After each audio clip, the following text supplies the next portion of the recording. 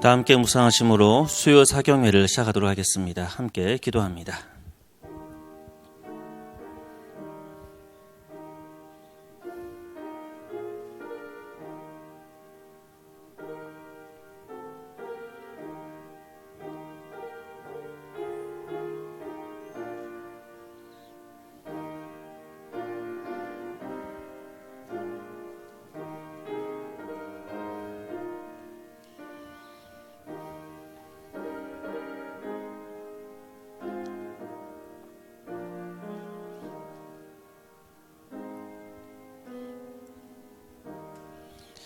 사랑의 하나님 감사합니다. 무더위로 지쳐가는 이 시간에 저희를 주님의 성전에 불러주시고 함께 말씀을 읽고 말씀을 나누게 하신 주의 은혜에 감사합니다. 주의 말씀으로 우리를 채워주시고 생수가처럼 터져나오는 주님의 은총으로 우리를 채워 주옵소서. 예수님의 이름으로 기도합니다. 아멘. 오늘 우리에게 주신 하나님의 말씀 사무엘상 16장 6절부터 13절까지의 말씀입니다.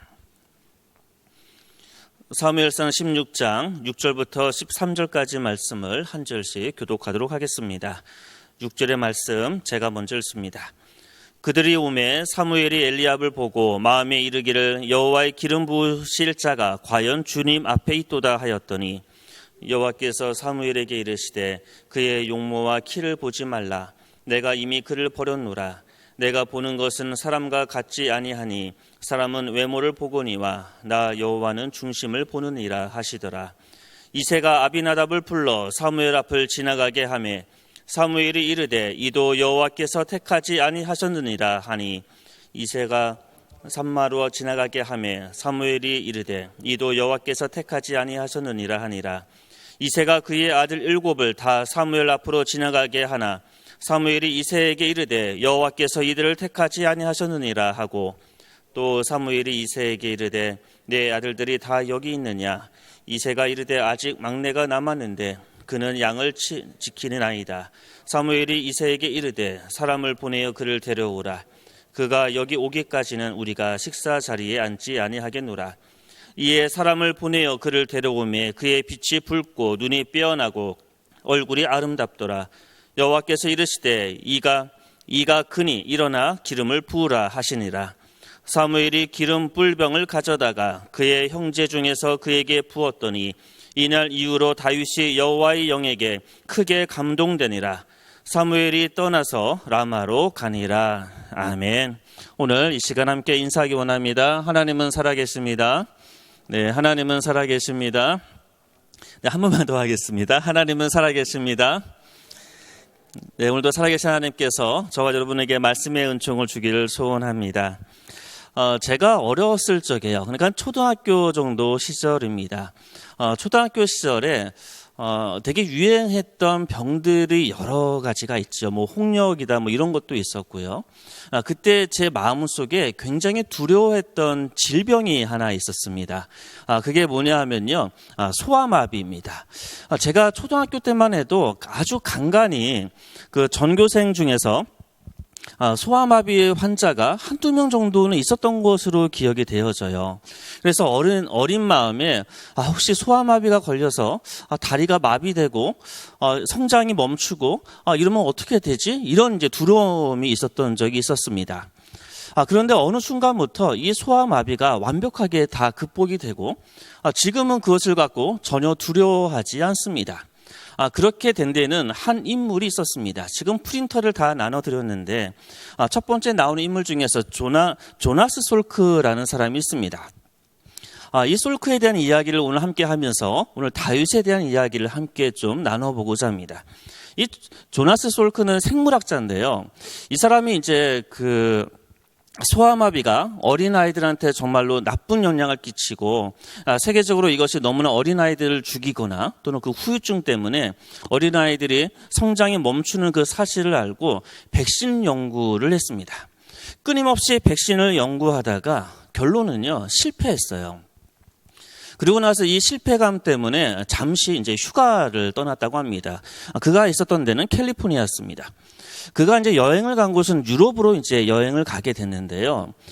여행 중에서 이제 교회 성당과 같은 곳을 이제 들리게 됐다고 합니다.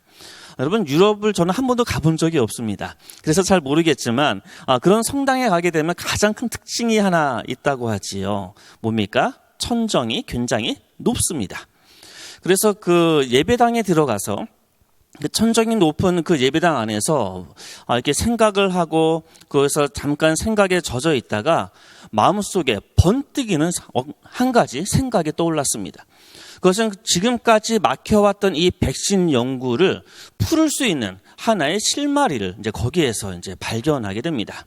그리고 이제 들뜬 마음으로 다시 미국으로 건너가서 이 솔크는요, 드디어 소아마비 그 백신을 발명하게 됩니다. 그러면 이제 이 솔크의 인생은 어떤 인생이 펼쳐집니까?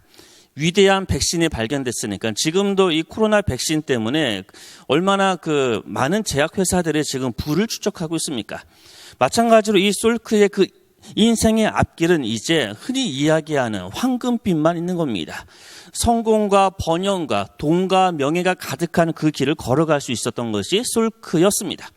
그런데 이 솔크가요, 이 백신 바이러스, 소아마비 바이러스의 이 백신을요, 그 정보를 어떠한 대가도 취하지 않고 모든 세계에게 그냥 오픈합니다. 공개를 합니다.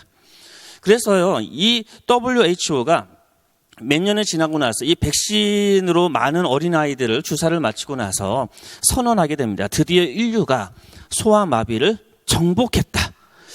이 솔크는 참 위대한 것 같아요.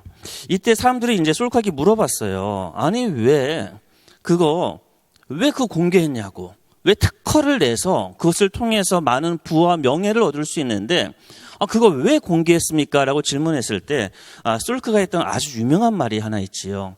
누가 태양에 특허를 낼 수 있습니까? 참 위대한 생물학자였던 것 같습니다.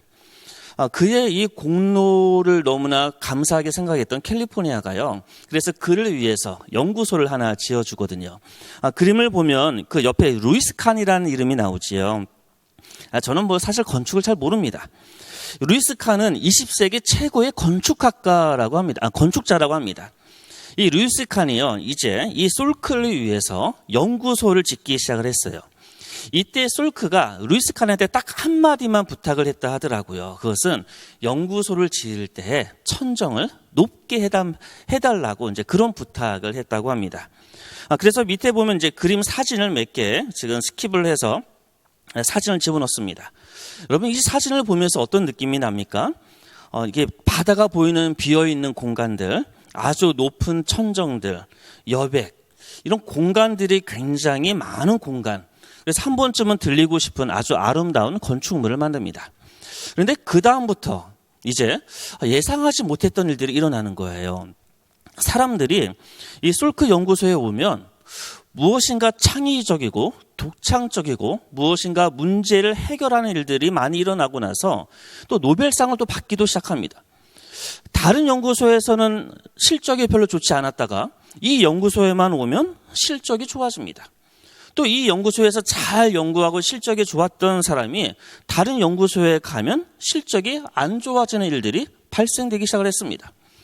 그것을 유심히 바라보았던 심리학자가 이제 한 가지 실험을 하게 됩니다. 이 실험은 굉장히 유명한 실험이에요. 뭐냐면요, 1년의 사람을 두고요, 이 사람들에게 어떤 문제를 냅니다. 그리고 이 문제를 어떻게 해결하는지 이제 그것을 연구하는 건데, 한 가지 이 방에 장치를 뒀습니다. 그 장치는요, 천장의 높이를 조절할 수 있는 그런 장치를 두고 천장이 높았을 때 그리고 천장이 낮았을 때 이 사람들, 1군의 사람들이 어떻게 이 문제를 해결해 나가는지를 연구했습니다.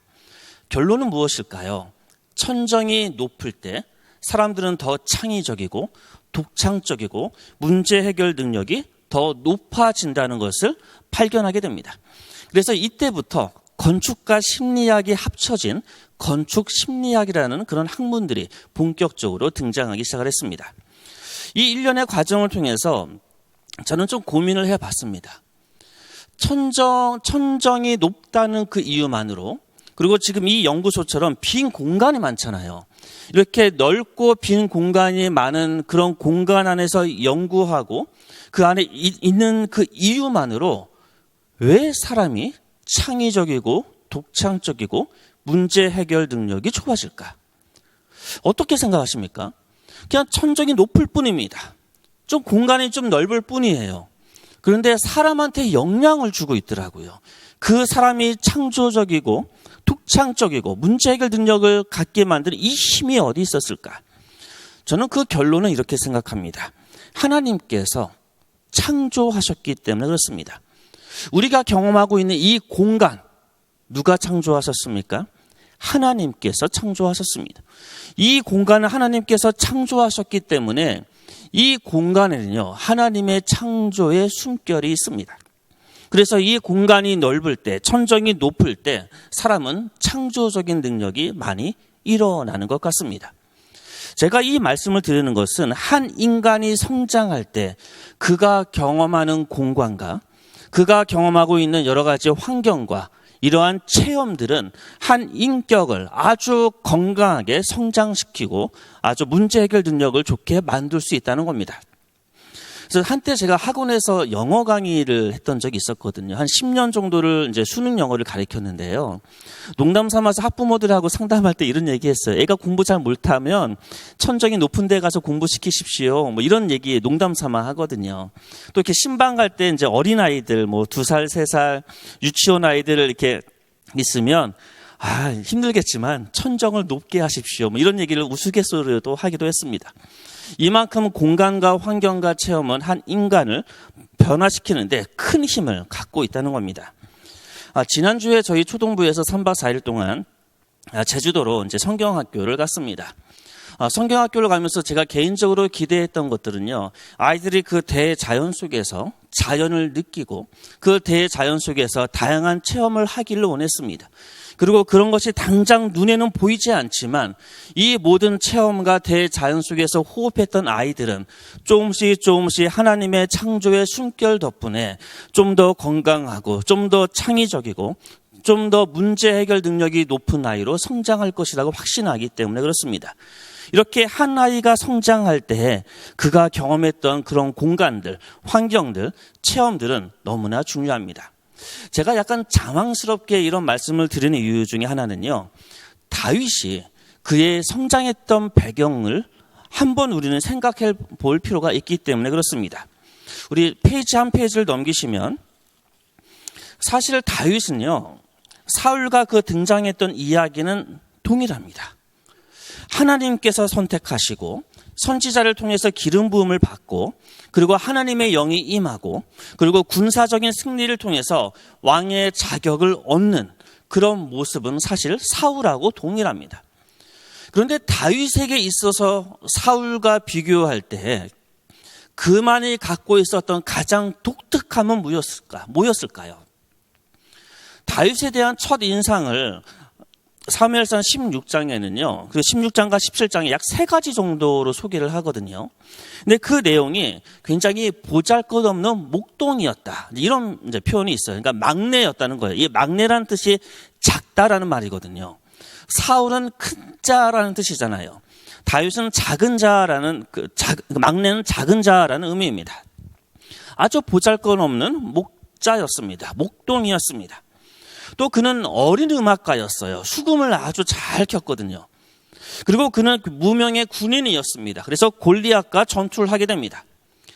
다윗의 첫 이미지를 이 3가지로 설명을 하고 있습니다. 보잘것없는 목자였고 목동이었고 그리고 어린 음악가였고 그리고 무명의 군인, 용맹스러운 군인의 모습을 가졌다라고 성경은 우리에게 이야기합니다.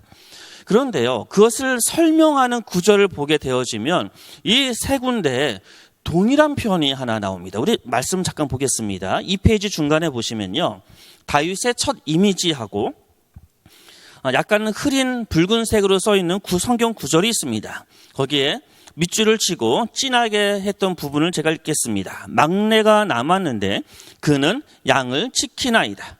자, 어린 음악가에 대한 설명이 2번째 나오지요. 수금을 탈 줄 알고 그 다음에 밑에 2줄 내려가시면 뭐라고 되어 있습니까? 양치는 내 아들 다윗이라고 소개합니다. 또 17장을 보게 되어지면 양을 칠 때라는 이런 표현이 나옵니다. 그러니까 지금 다윗을 이야기하는데 다윗의 첫 이미지를 지금 세 가지로 설명하면서 그 안에 공통적으로 언급하고 있는 것이 뭡니까? 다윗은 목자였다는 겁니다. 양을 치는 자였다는 겁니다. 다윗이 어린 시절에 그가 경험했던 그의 공간과 그의 환경과 그가 했던 그 체험들은 목자로서의 경험이었습니다. 그리고 이 목자로서의 이 경험이 사울과의 차이점이었고 이 목자로서의 이 경험이 그로 하여금 바로 참다운 목자가 되는 하나의 자양분의 역할을 했다는 겁니다. 이제 좀 더 말씀을 보면요.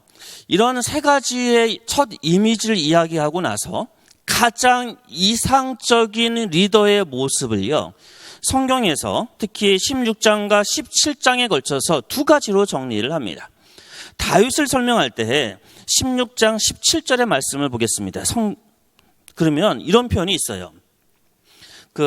하나님이 함께 18절이네요. 저 오타가 났습니다. 16장 18절이 아니라 17절이 아니라 18절입니다.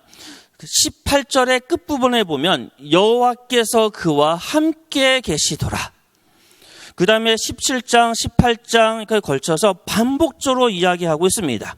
하나님께서 함께하는 자다. 하나님께서 함께하는 자다. 다윗은 하나님께서 함께하는 자다.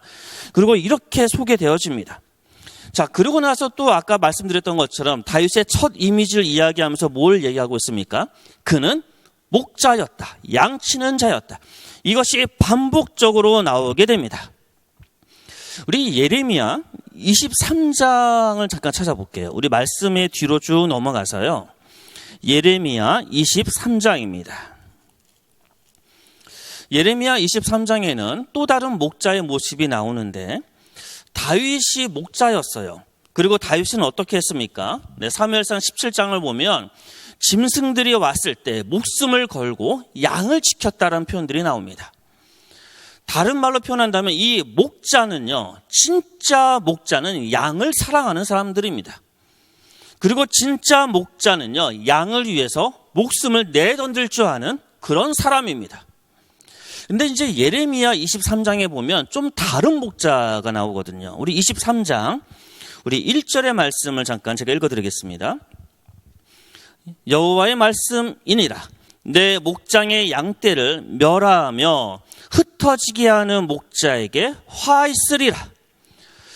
다윗이 경험하고 그가 알고 있는 목자는 양을 위해서 자신의 목숨마저도 던질 줄 아는 그러한 목자였습니다. 그런데 하나님께서 예레미야를 통해서 이야기하는 정말 잘못된 악한 목자에 대한 이야기를 지금 예레미야 23장에 이야기하고 있는 겁니다. 어떤 목자가 악합니까? 양을 흩트는 자입니다.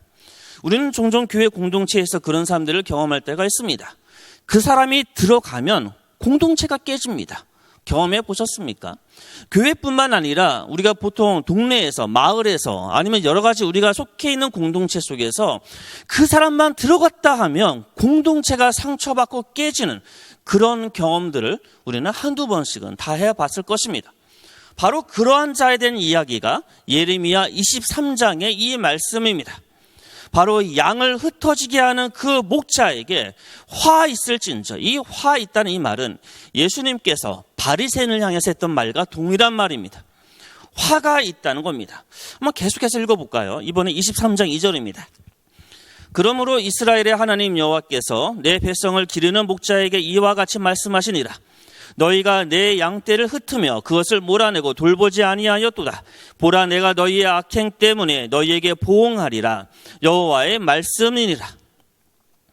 끊임없이 우리 주님께서는 이야기합니다.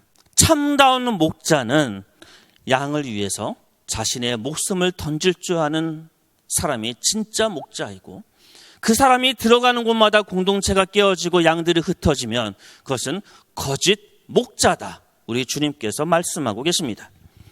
그리고 나서 이제 시편 23편 보면 우리가 너무나 잘 알고 있는 말씀 있지요.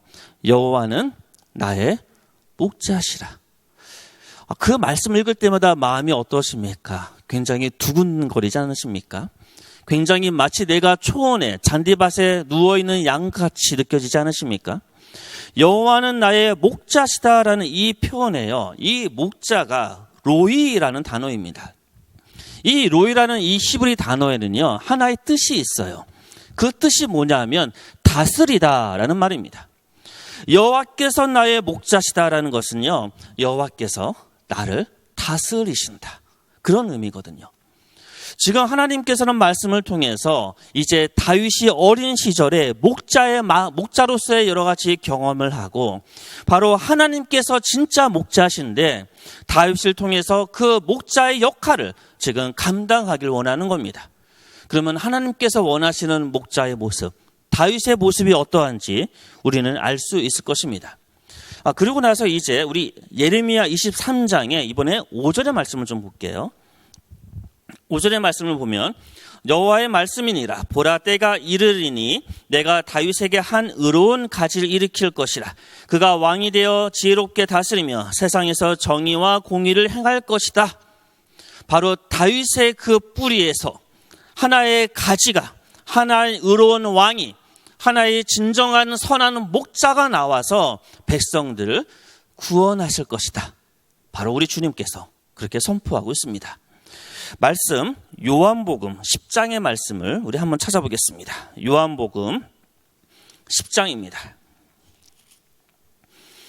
요한복음 10장 11절의 말씀. 요한복음 10장 11절의 말씀, 우리가 너무나 잘 알고 있는 말씀이지요. 제가 읽어드리겠습니다. 나는 선한 목자라. 선한 목자는 양들을 위하여 목숨을 버리거니와 삭구는 목자가 아니요 양도 제 양이 아니라 이리가 오는 것을 보면 양을 버리고 달아나나니 이리가 양을 물어가고 또 해치느니라. 그 다음에 14절입니다. 나는 선한 목자라. 나는 내 양을 알고 양도 나를 아는 것이 아버지께서 나를 아시고 내가 아버지를 아는 것 같으니 나는 양을 위하여 목숨을 버리노라. 아멘. 바로 다윗을 목자의 경험, 그리고 그를 소개하면서 참다운 이스라엘의 왕은 목자가 되어야 된다, 그것을 선언하고 나서 우리 주님께서는 이야기합니다. 내가 바로 선한 목자다. 내가 진정한 목자다. 내가 너희를 위해서 죽은 바로 진정한 목자는 나다라고 바로 우리 예수님께서 선언하고 계십니다. 이것이 바로 다윗을 하나님께서 세우시고 그리고 그에게 기대했던 하나님 아버지의 마음이었습니다. 이제 말씀 16장의 말씀을 좀 더 살펴보도록 하겠습니다. 프린터는 2페이지입니다. 이제 16장에는요, 다윗을 왕으로 세우는 그 과정을 하나님께서 주도하십니다. 하나님께서 놀라운 하나님의 역사를 이제 하나님이 되게 후회하시잖아요. 사울을 세우시고 후회하시고, 그리고 이제 하나님께서 다윗을 새로운 왕권을 교체하는 이 과정 속에서 하나님이 그 역사를 주관하고 가십니다. 그런데 이때 제가 그 표에다가 표현을 했습니다. 하나님께서 역사를 주관하는 그 과정 속에서 인간이 경험하는 그런 감정이 있다는 거예요. 그게 16장에 나타납니다. 먼저 16장 2절을 보겠습니다. 16장 2절을 보면 사무엘이 이르되 내가 어찌 갈 수 있으리이까 사울이 들으면 나를 죽이리이다. 바로 사무엘의 두려움이 있었습니다. 여러분이 한번 사무엘이라고 한번 생각해 보십시오. 분명 하나님께서 사무엘을 세워서 사울을 왕으로 세웠습니다. 그런데 그렇게 세운 사울이 3번의 잘못과 실수를 하지요. 그래서 하나님의 버림을 받습니다. 그리고 하나님이 다시 사무엘을 찾아가서 이야기합니다. 너 그렇게 슬퍼하지 말고 이제 베들레헴에 가서 거기서 한 사람을 만나 그에게 기름 부으라라고 이야기합니다. 여러분이 사무엘이라면 이게 이해가 될까요? 도대체 용납이 안 될 수도 있을 것 같아요. 기껏 하나님이 나한테 시키고 나서 아니라고 하나님이 후회하시고 또 다른 왕을 세우라고 이야기합니다. 사무엘은 이해 못했을 것 같아요. 이해를 못했을 뿐만 아니라 지금 2절에 의하면 뭐가 있습니까? 사울이 이 이야기를 들으면 나를 죽이리라. 두려움이 다가옵니다. 이 두려움은요, 죽음에 대한 공포예요. 사무엘은 도대체 이해할 수 없는 그 상황과 그리고 마음속에 일어나는 이 두려움, 그것이 그를 지배했습니다. 그럼에도 불구하고 사무엘은 하나님의 말씀을 순종합니다. 또 다른 두려움이 있는데요. 이번에는요, 4절을 보겠습니다. 사무엘이 여호와의 말씀대로 행하여 베들레헴의 이름에 성읍 장로들이 떨며 그를 영접하여 이르되 평강을 위하여 오시나이까. 장로들이니까 요 지역 베들레헴의 리더들이겠죠. 지도자일 겁니다. 그러니까 지금 나라 정치가 어떤 식으로 흘러가는지 알고 있었을 것입니다. 그리고 사울하고 사무엘이 어떻게 결별했는지 그 상황들을 파악하고 있었을 것입니다. 그런데 갑자기 사무엘이요, 베들레헴으로 오는 거예요. 베들레헴의 장로들, 베들레헴의 리더들, 지도자들은 사무엘이 오는 모습을 바라보고 무엇인가 사단이 나겠구나, 무엇인가 어떠한 문제가 발생되겠구나 라면서 두려워합니다. 그래서 백성들의, 일반 리더자들의 그 두려움이 있었습니다. 또 누구의 두려움이 있었는지 아십니까? 이번에 16장 14절입니다. 14절을 보시면요, 여호와 영이 사울에게 떠나고 여호와께서 부리시는 악령이 그를 번뇌하게 한지라. 이게 번역이 나쁘진 않지만 좀 더 의미가 명확하지 않은 부분이 하나 있습니다. 뭐냐면요, 번뇌하게 하다라는 이 단어가요, 욥기에 정말 많이 나오는 단어입니다. 욥기에서는 이 단어를 어둠, 그리고 어둠보다 더 많이 쓰이는 표현은 뭐냐면 두려움이란 단어로 쓰입니다. 그래서 지금 사울이 두려움에 사로잡혀 있는 겁니다. 하나님께서 역사를 이끌어 나가시는데 그 역사의 현장 속에 있었던 다양한 사람들의 경험하는 감정은 무엇입니까? 두려움입니다. 그런데 그 두려움의 출처가 좀 다르지요. 하나님의 말씀대로 행하기 위해서 믿는 자의 두려움도 있고요. 그리고 이런 상황 속에서 일반인들이 경험하고 있는 두려움도 있을 것입니다. 아니면 때로 악령이 주는 그러한 두려움도 있을 것입니다. 하나님의 역사 속에서요, 그 역사의 현장을 경험할 때 우리가 경험하는 다양한 감정 중에 가장 대표적인 감정은 이러한 두려움일 것입니다. 혹시 우리의 삶 속에 두려움이 있으십니까? 그러면 그 두려움의 출처를 한번 고민해 보십시오. 하나님의 말씀대로 살아갈 때 그렇게 사는 것이 너무나 힘들어서 두려울 수도 있고요. 아니면 죄를 짓고 죄 가운데 살기 때문에 하나님의 빛을 바라보고 두려워하는 두려움도 있을 것입니다. 이 모든 두려움 속에서 이 두려움을 해결할 수 있는 하나의 방법이 우리에게 있지요. 아까 요한복음을 썼던 요한이 요한 1서에서 우리에게 이렇게 이야기합니다. 우리 요한 1서 4장의 말씀을 찾아보겠습니다. 요한 1서 4장 18절의 말씀, 너무 잘 아는 말씀일 겁니다. 요한 1서 4장 18절의 말씀을 보면 이렇습니다. 사랑 안에 두려움이 없고 온전한 사랑이 두려움을 내쫓나니 두려움에는 형벌이 있음이라. 두려워하는 자는 사랑 안에서 온전히 이루지 못하였느니라. 사랑 안에 두려움이 없고 온전한 사랑이 두려움을 내쫓습니다. 여러분, 이것을 어떻게 이해하면 좋을까요? 이게 이제 적절한 예가 될지는 잘 모르겠습니다. 하지만 한 예화를 좀 소개를 해드릴게요. 어떠한 교회를 다니시는 분이 이제 부부였습니다. 부부였는데 아내가 이제 치매에 이제 걸린 거예요. 이제 이거는 실화입니다. 아내가 이제 치매에 걸렸어요. 근데 이 두 부부는요, 아주 금술도 좋고 아주 신실했던 부부였습니다. 치매가 걸리면 여러분 아시지요? 과거의 기억들을 하나씩 잃어버립니다. 그런데 문제가 하나 발생됐어요. 뭐냐면요, 하나님의 이름도 잊어버린 거예요.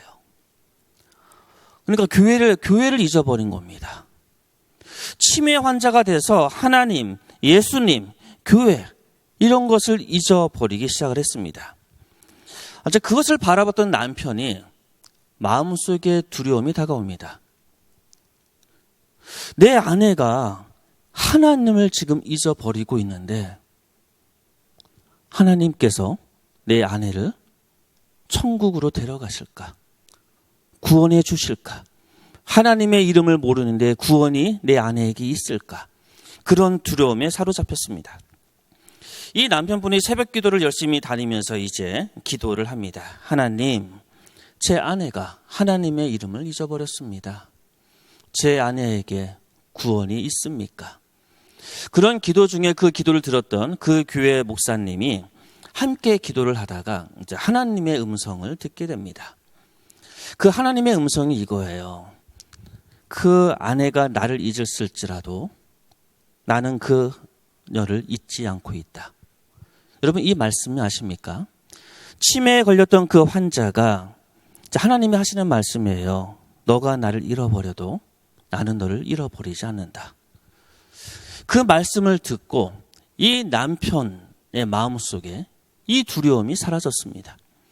하나님의 구원의 확신, 하나님의 사랑에 대한 그 확신, 그것을 깨닫고 나서 이 남편의 마음속에 이 두려움이 사라지기 시작한 겁니다.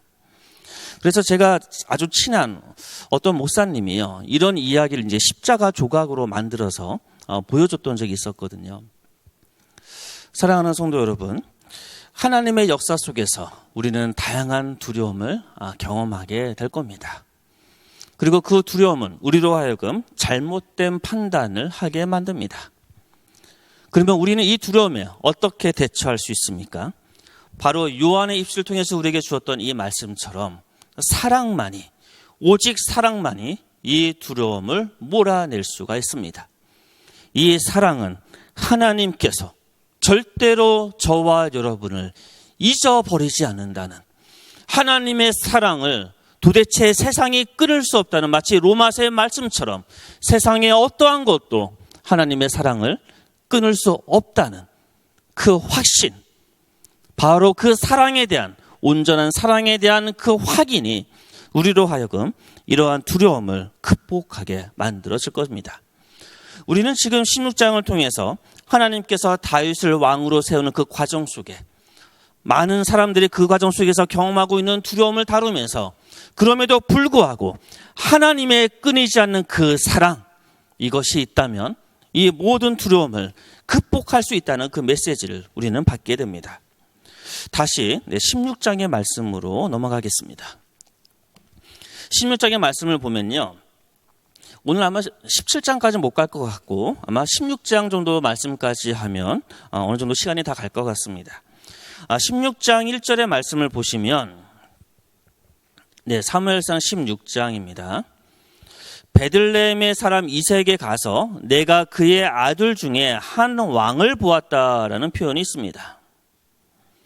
지금 16장 1절의 끝에 보시면 내가 그의 아들 중에서 한 왕을 보았다라는 표현이 있지요. 성경은 너무나 번역이 잘 되어 있거든요. 그런데 가끔씩 약간 아쉬울 때가 아주 종종 있어요. 왜 그러냐면 지금 이 본문에요, 히브리 단어 하나가 생략되어 있습니다. 원문에 있는 단어가 생략되어 있는데 제가 프린터에는 써놨습니다. 뭐냐면요, 나를 위해 한 왕을 보았다라는 이 나를 위해라는 단어가 지금 생략되어져 있습니다. 그러니까 지금 우리 하나님께서 이렇게 이야기하는 거예요. 나를 위해서 내가 한 왕을 보았다라고 이야기합니다. 그런데 불과 몇 장, 특히 9장을 보면 하나님께서 사울을 세울 때 이런 말씀을 하시거든요. 내 백성, 내 백성, 내 백성 반복을 하면서 내가 내 백성을 위해서 왕을 세운다라는 그런 말씀을 6장에서 말씀을 하십니다. 그런데 지금 16장에서는 어떻게 이야기하십니까? 나를 위해서 내가 왕을 세운다라고 말씀하십니다. 여러분, 이 말씀이 뭔가 좀 상반되는 것 같지요. 뭔가 다른 말인 것 같이 느껴지지 않으십니까? 그런데 이것은 사실 같은 말입니다. 자, 그것을 이해하기 위해서 제가 거기다가 동그라미에다가 좀 이상하게 써놓은 표가 하나 있을 겁니다. 이 동그라미 가운데 보면 이렇게 요 세타라고 그러거든요. 보통 우리가 하나님을 헬라어로 데우스라고 하는데 이 데우스의 앞자를 따서 이렇게 번데기처럼 그린 것이 보통 하나님이란 표시로 많이 쓰는 약자입니다. 자, A는 이웃이고 B는 나입니다. 자, 이제 생각을 해보십시오. 지금 B인 나가 하나님 앞에 가까이 갑니다. 그러면 누구하고 가까워집니까? 이웃인 A하고 가까워집니다. 이해되시지요? 어렵지 않습니다. 우리가 이웃을 사랑하고 이웃에게 가까이 가는 그 방식이 무엇입니까? 하나님을 배제하고 가까이 가는 것, 그것은 궁극적으로 멀어질 수밖에 없습니다. 가운데 중심으로 가는 것이 아니라 세상으로 뻗쳐나가는 화살표는요, A와 점점 멀어질 것입니다. 하지만 내가 그 중심으로 하나님께로 가까이 간 만큼 이웃에게 가까이 갑니다. 그것을 표현하고자 지금 이렇게 굳이 표로 그린 겁니다. 내 이웃을 사랑한다는 것, 그것은 하나님을 사랑하는 것하고 결코 분리되지 않습니다. 하나님을 사랑하면 이웃을 사랑할 수밖에 없고요. 이웃을 사랑하는 자는 하나님을 사랑하는 자이기도 합니다. 그래서 지금 하나님께서 나를 위해서 내 왕을 보았다, 세웠다는 이 말과 내 백성을 위해서 바로 왕을 세웠다는 이 말은 사실 동일한 표현이라는 겁니다. 내가 하나님께 가까이 갈 때 그것이 바로 이웃에게 가까이 가는 그런 원리이기 때문에 그렇습니다. 자, 말씀을 좀 더 보겠습니다. 이번에는 그 14절의 말씀입니다. 14절의 말씀을 보시면요, 아까 읽었었죠. 여호와의 영이 사울에게서 떠나고 여호와께서 부리시는 악령이 그를 번뇌하게 한지라. 그리고 그 번뇌하다라는 그 의미를 욥기에 있는 말씀 성경 구절들을 지금 3페이지에다가 소개를 했습니다. 나중에 기회를 되시면 한번 찾아보면 좋을 것 같습니다. 이 중에서 우리가 신학적으로 굉장히 고민에 빠지는 하나의 그 구절이 나오지요. 그게 뭐냐 하면요, 여호와께서 부리시는 악령이라는 이 표현입니다. 자, 이것도 좀 아쉬워요. 이 악령이라고 표현되어진 이 히브리어를요, 제가 굳이 써놨습니다. 히브리어는 한글하고 반대로 읽기 때문에 루하라라고 읽으면 됩니다.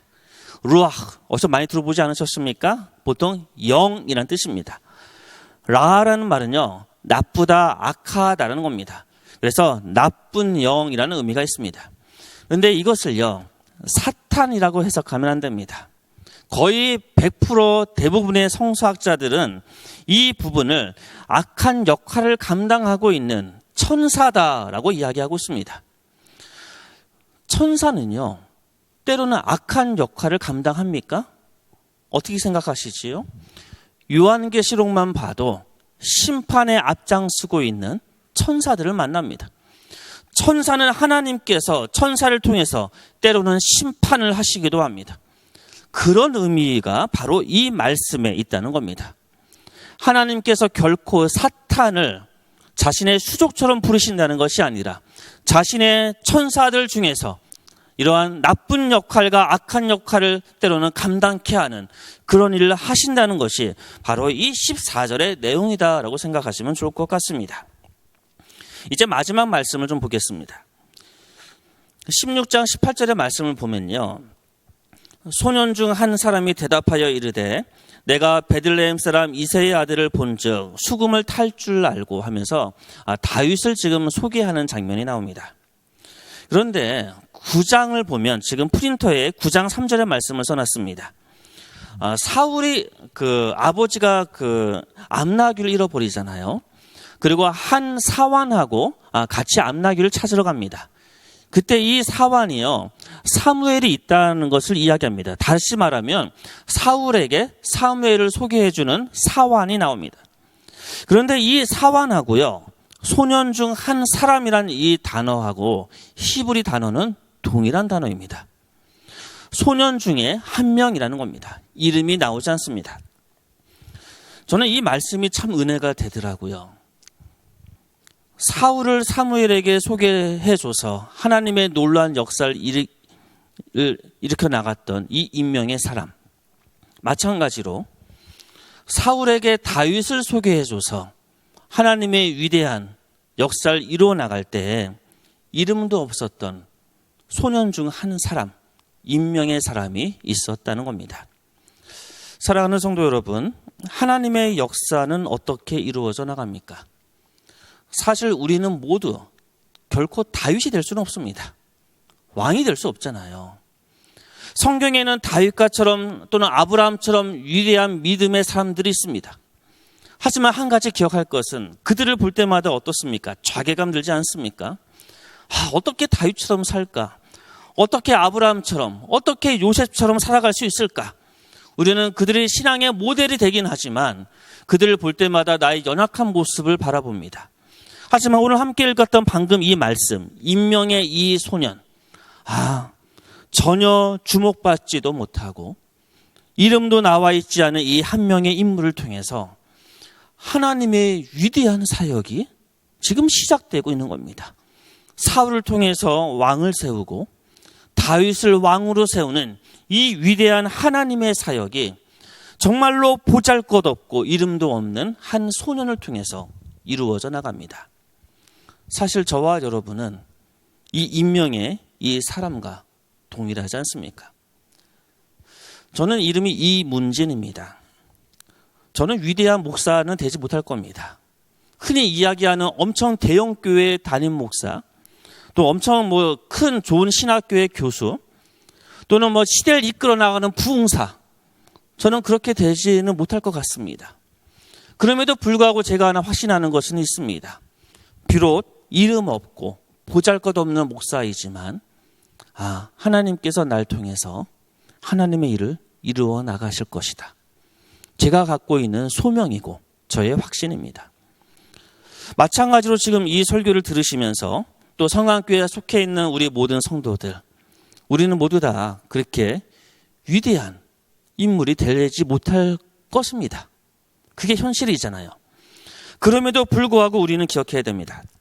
하나님의 역사는 이렇게 임명의 사람들을 통해서 하나님의 위대한 역사를 이끌어 나왔듯이 우리 성강교회에 속해 있는 한 명 한 명의 그 이름 없는 사람들을 통해서 하나님의 위대한 역사를 이끌어 나가실 것이다. 단지 지금 내가 맡고 있는 그 작은 일 하나에 충성하고 나에게 주어지는 하나님의 그 달란트를 갖고 내가 지금 감당하고 있는 이 일들을 그냥 성실하고 신실하게 해 나갈 때 주님의 놀라운 역사가 이루어 나갈 것이다. 이게 좀 적절한 예화가 아닐 수도 있고요. 우리 이 말씀을 듣는 분한테 부담을 줄 수 있는 얘기도 하지만 저희가 지난주부터 이제 교회에서 식사를 하게 되지요. 그리고 우리 식사 봉사자들의 명단이 엘리베이터와 여러 군데 이렇게 공지되어져 있습니다. 저는 그걸 바라보면서 임명의 이 한 사람이 떠오릅니다. 이게 적절한 예가 아닐 수도 있어요. 만약에 그렇다면 용서하십시오. 내가 1년에 한두 번씩 식당에서 이름도 없는 곳에서 국수를 열심히 삶고 그것을 성도들을 위해서 헌신을 합니다. 그런데요, 그런 일이 위대한 일입니다. 이게 그냥 사람들 일 시키기 위해서 그냥 좋은 얘기하는 게 아니라 성경에 의하면 하나님의 말씀에 의하면 그렇게 빛도 없이 임명의 사람으로 작은 일들을 섬기는 그 하나하나의 그 순간들이 모여서 하나님의 위대한 일들을 해 나가신다는 겁니다. 그런 의미로 저와 여러분은 하나님의 위대한 사역을 감당하는 아주 작은 도구입니다. 그리고 그런 작은 도구로 쓰임을 받는다는 그 사실 하나만으로 감격스럽고 하나님의 그 놀라운 은총에 찬양과 감사의 고백을 할 수밖에 없을 것입니다. 오늘도 주님께서 16장을 말씀을 통해서 우리에게 들려주는 이 말씀을 기억하며 우리에게 맡은 작은 일들에 헌신하고 그것을 소중히 여기고 감당하고 때로는 두려움이 우리를 사로잡을지라도 주님의 끊이지 않는 그 사랑을 기억하며 넉넉히 두려움을 이겨나가는 주님의 자녀 백성 되기를 주님의 이름으로 축원합니다. 함께 기도하겠습니다. 사랑의 하나님 감사합니다. 오늘도 주님께서 주신 이 말씀 앞에 말씀을 선포하는 자와 말씀을 듣는 자가 같이 아멘으로 나아갈 수 있도록 인도하여 주옵소서. 오늘도 주님께서 우리에게 주셨던 이 말씀 기억하며 우리에게 주어진 그 작은 일들을 소중히 여기며 신실하게 감당하게 하시고 기쁨으로 감당하게 하시고 우리를 통해서 이루시는 하나님의 놀라운 그 역사를 목격하고 바라보며 주님을 찬양하는 주님의 자녀들 될 수 있도록 인도하여 주옵소서. 예수님의 이름으로 기도합니다. 아멘. 우리 시간 함께 기도하기를 원합니다. 오늘 주님께서 주셨던 이 말씀을 기억하면서요. 주님, 내 마음속에 두려움이 있습니다. 이 두려움을 하나님 앞에 맡기겠습니다. 하나님, 이 두려움, 온전한 주님의 사랑으로 이 두려움을 몰아낼 수 있도록 주님의 은총을 부어달라고 기도해 주시고, 또 하나님, 우리에게 주어진 아주 작은 일들이 있습니다. 그 일들을 믿음으로, 신실함으로 감당해서 하나님의 귀한 사역에 동참하는 그런 작은 자 되게 해달라고 우리 시간 함께 기도하도록 하겠습니다. 함께 기도합니다. 사랑의 하나님 감사합니다. 오늘도 주님께서 말씀을 통해서 우리를 채워주심에 감사합니다. 주님, 연약한 모습이고 부족한 모습이지만 우리를 통해서 하나님의 놀라운 사역들에 동참하게 하신 하나님 감사합니다. 나에게 주어진 그 작은 일들 하나하나를 소중히 여기는 자 되게 하시고, 나에게 주어진 그 일들을 잘 감당하며 하나님의 놀라운 사역에 함께 동참하는 주님의 자녀를 될 수 있도록 주여 인도하여 주옵소서. 또한 그 일을 감당할 때 여러 가지 나에게 다가오는 많은 두려움들이 있습니다. 그 일을 감당할 때 내 마음속에 다가오는 여러 가지 불안과 여러 가지 부담감이 있습니다. 주님, 그럴 때마다 온전한 주님의 사랑을 회복할 수 있도록 인도하여 주옵소서. 주님께서 우리를 붙들어 주시고 주님의 사랑으로 우리를 붙들어 주셔서 주님께서 우리에게 주셨던 놀라운 은총을 경험하는 자 되게 하셔서 내 앞에 경험하는 많은 두려움과 불안과 모든 이런 것들을 극복하며 이겨나가는 주님의 자녀를 될 수 있도록 주여 인도하여 주옵소서. 주님, 우리의 영광을 감당할 수 있어 내가 주님 모든 없사오니 주님께서 우리를 붙들어 주시고 성령으로 충만하게 하소서. 너무 주님께서 주셨던 이 놀라운 말씀으로 세상을 이기며 나를 이겨나가는 나아가리라. 다 닮지 못해도 나 닮아가리.